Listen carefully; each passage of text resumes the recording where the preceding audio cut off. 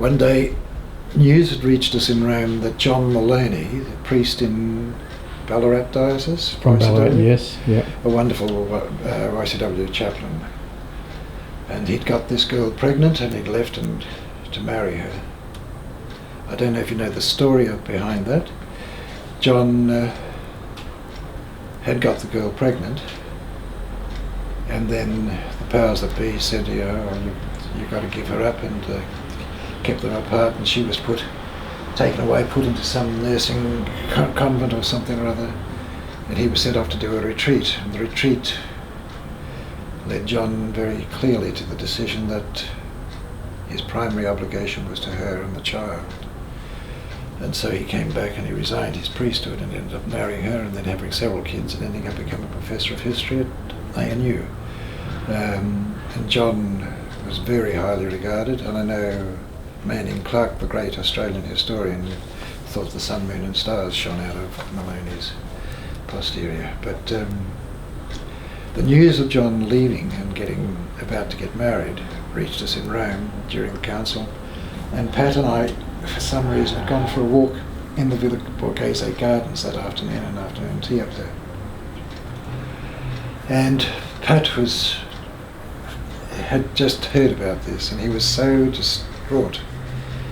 Why couldn't he have just stayed a priest? Like, kept her quietly in the background, raised the child, but still been a chaplain. We need men like him. Again, like his total focus was on the YCW, understandably. But these days that would be regarded as straight out hypocrisy for the priest to do that, wouldn't it? Yeah. But we've got a wonderful example. Pat was very much of that ilk inside like at that stage, the idea that if a priest got into trouble, then okay, you did for the sake of the church and for the ordinary faithful, you covered it up as far as possible. It was the way people did things in those days.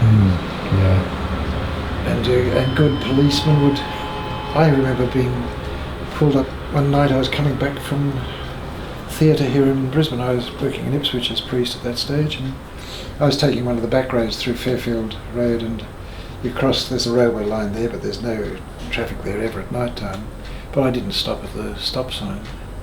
I'd often driven that at night time. There was a police car somewhere and they pulled me up. It was winter time and I had a scarf around my neck. And astutely, as I bent forward to get my glove out of the glove box to get my wallet with my license in it, I let the scarf fall and I had this collar on. Oh, Father, I didn't know you were a priest. And I was let go. It was a universal way. They were inside the police force here in Brisbane. There were known to be two factions. There were the Masons and there were the Catholics, and they were at each other's throats all the time. Anyway, Keegan belonged in that school. That was the way he was raised. And